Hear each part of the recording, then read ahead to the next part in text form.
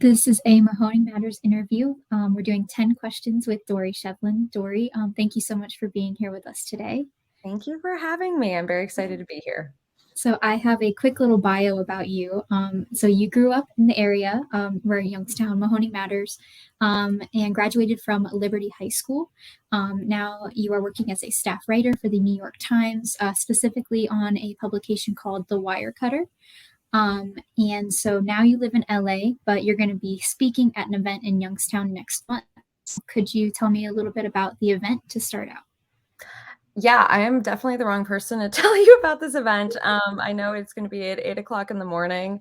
And I think it's a breakfast event. I think people get to be fed during it. I'm actually still working on my talk for it, so there will be no risk of spoilers here because I'm still just outlining it.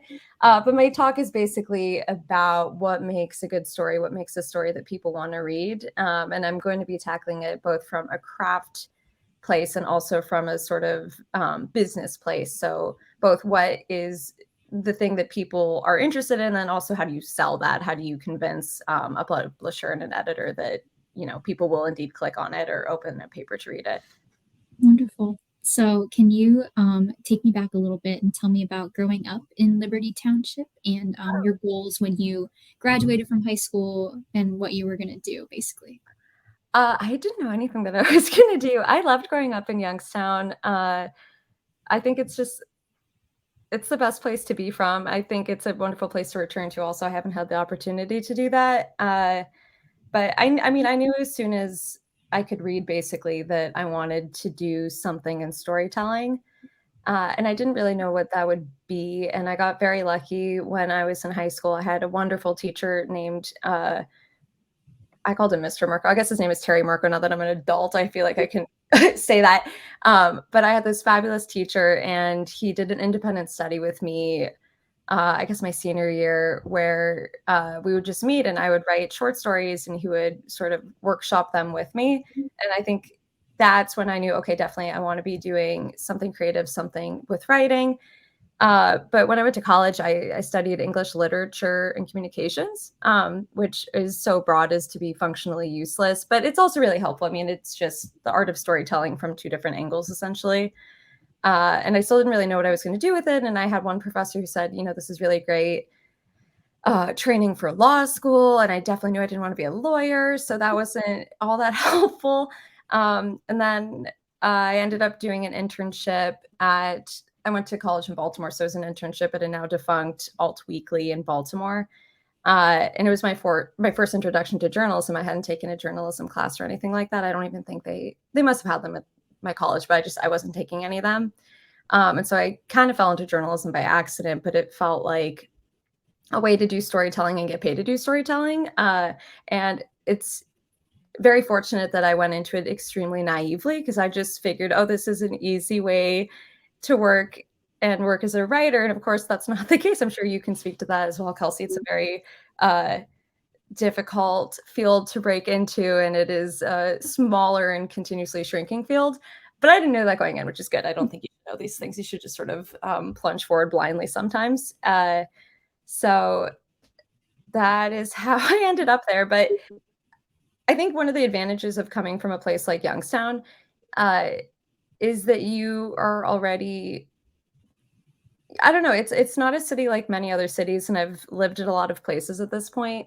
And I do think that growing up in Youngstown, it makes you curious because you are in this place that has this storied history, and now you're sort of living in like the rusted out remains of that, and you have to forge ahead and make your own stories in this place that has its really big history looming over it. So it's a great place to be from. I think all storytellers should be from Youngstown.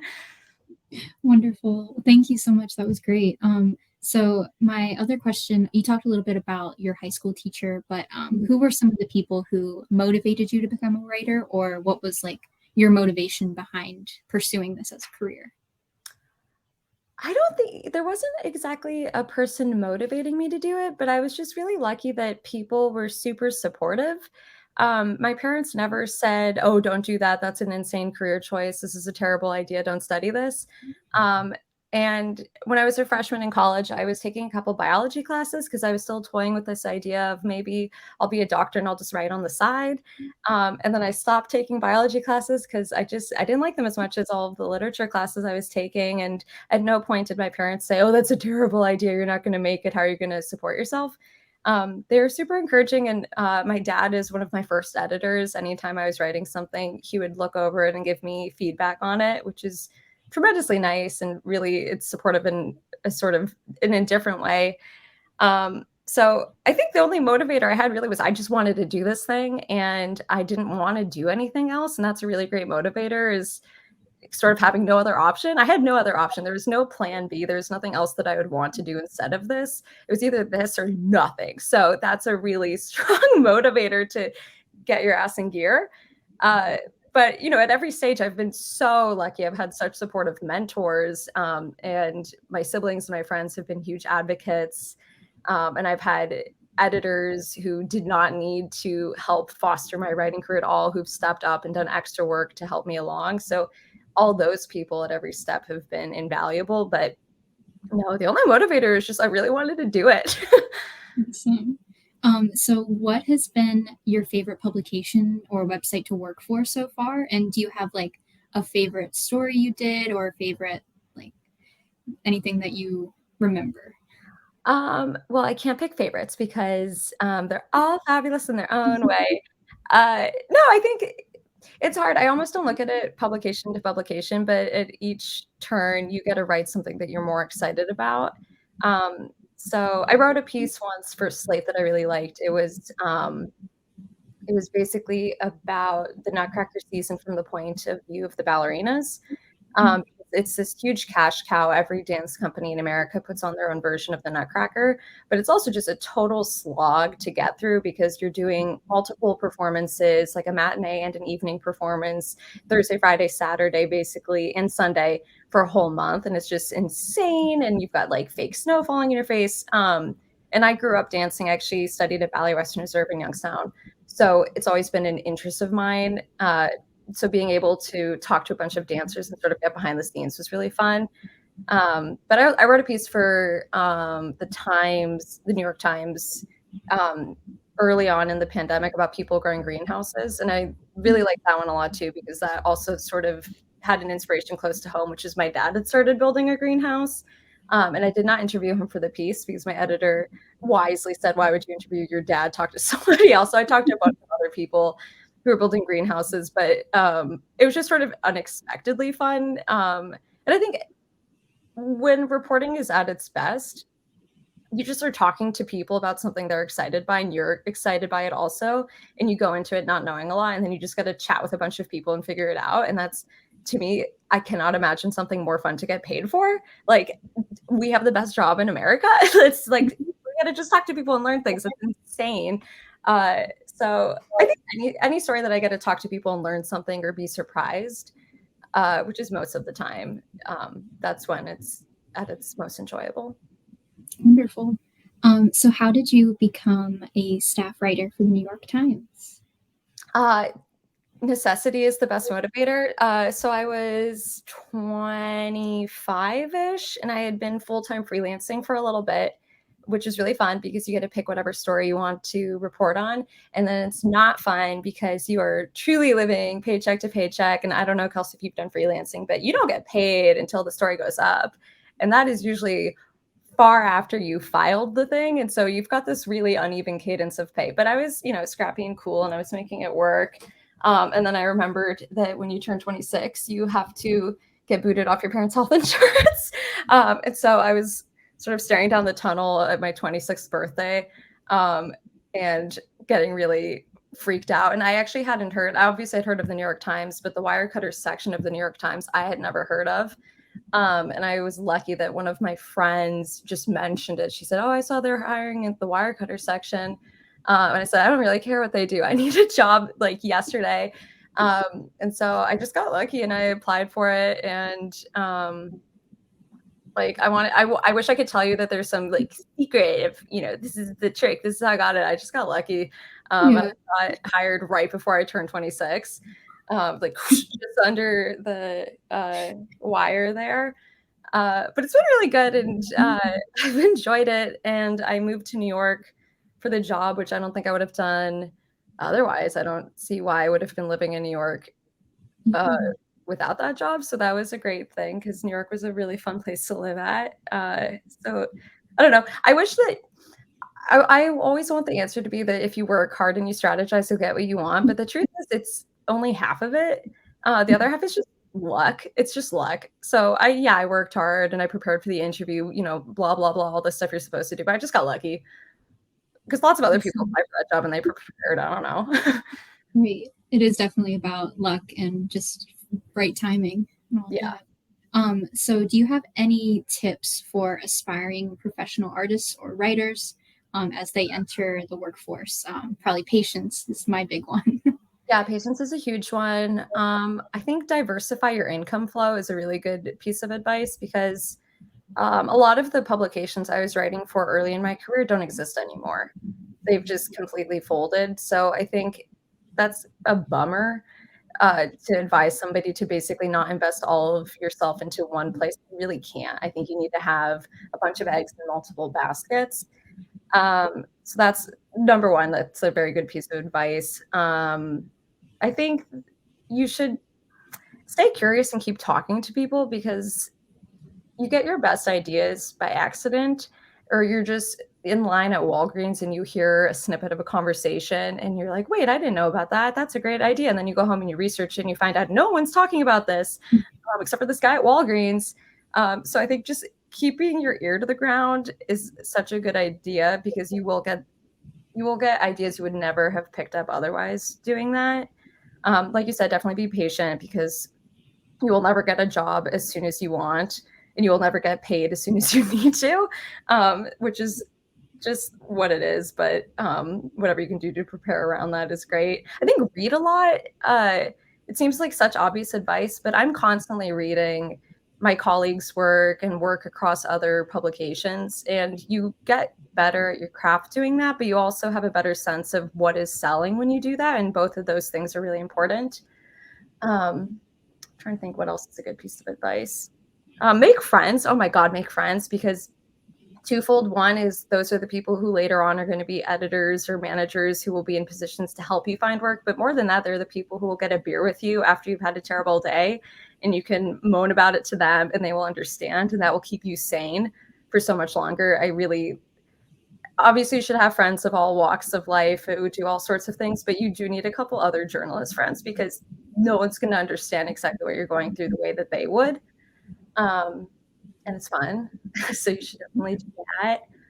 I don't know. If I come up with another one, I'll let you know. And then I saw that you also write a little bit of fiction. Do you prefer like nonfiction or fiction, or do you like both of them? Just kind of anything you want to write about? I love both of them. I know this is such a cheap thing to say, but I feel like I'm a writer's writer. I love all of it. So each each one offers its own challenges, and overcoming those challenges is fun in its own way. So with nonfiction, there's this research element and finding the right people to talk to, and then formulating your questions in a way that they give answers that you can then build your piece around. And I like the puzzling of that. And then with fiction, you're the one who's making all of it up. And so it's just this clean slate where you get to decide, what is the final, you decide all of it. So it's a different task, but both of them, they're both sort of relying on the same skill set, like no matter what you're writing, you have basically 3 sentences to hook a reader's attention. And there's a structural parallel there between both. But no, I like, but I really truly, I like both. And I've been really lucky in my career that I've gotten to do both. Wonderful. So my last question, just kind of like what you're up to now in LA, and then how different that is, and how we can check you out, like all of your work, and how different it is from like growing up in Youngstown. That's my last little bit. Okay, that's a big, you front loaded that. That's a big question.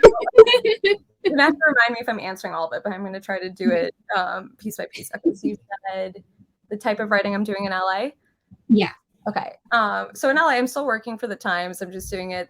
You're in my office. Welcome. This is where the magic happens. So I'm still doing the same journalism work full time, and I'm also doing some screenwriting, which has yet to pay off. But if anyone listening wants to pay, that'd be great.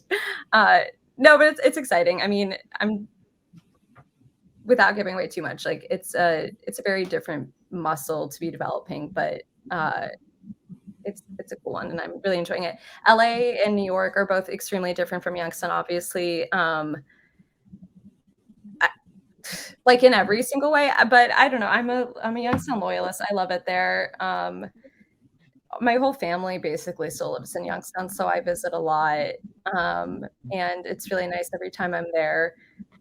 You just take things for granted, like the fact that you can park anywhere you're going, there will be a place for you to put your car. That's an amazing gift. That's incredible.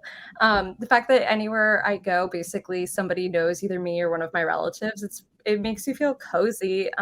You can't go to TJ Maxx or to Kravitz without running into somebody you know, and that's really sweet. In LA and New York, you're largely anonymous, even when you come to build a community. It's too big. It's too big of a space to feel enmeshed in that way. Youngstown has the world's best Italian food. I'll get dragged for that, but I stand by it. So I don't know. They're just very different places, but all of them have their charms and their drawbacks, of course. And then you have to remind me what the third part of your question was. Sorry. Where we can find your work. Oh, it's on the World Wide Web forever and ever, and long after I die, it'll probably still remain there. I have a website with most of my clips, so that's just my first name and my last name.com, so doriechevlen.com. And then I am on Twitter for now, I guess, as long as that exists. So I guess at Dorie Chevlen, and those are hopefully the only places you can find me. I'd be horrified to learn that there's some other website run by some hackers. So hopefully those are the only two places you can find any of my stuff. But that is where my work lives. Wonderful. Well, that was everything I had planned to ask. Was there anything else that you wanted to mention before we go? Oh, no, I just want to say thank you. I think it's just great. It's so hard to have local news. And when the Vindicator closed, I was really heartbroken. I felt like survivor's guilt in a weird way because, I'm working for a newspaper, but it's not my hometown's newspaper. It's not the one my parents read. So I'm just so thrilled that Mahoning Matters is alive and well and has journalists doing the good work. So just keep it up. I'm rooting for you guys. Thank you so much. We really appreciate that. And congratulations on all your success. I can't wait for the event later. Thank you. Yeah, I can't wait to figure out what I'm going to be saying. I'm almost done there. It'll be a surprise to everyone. Awesome.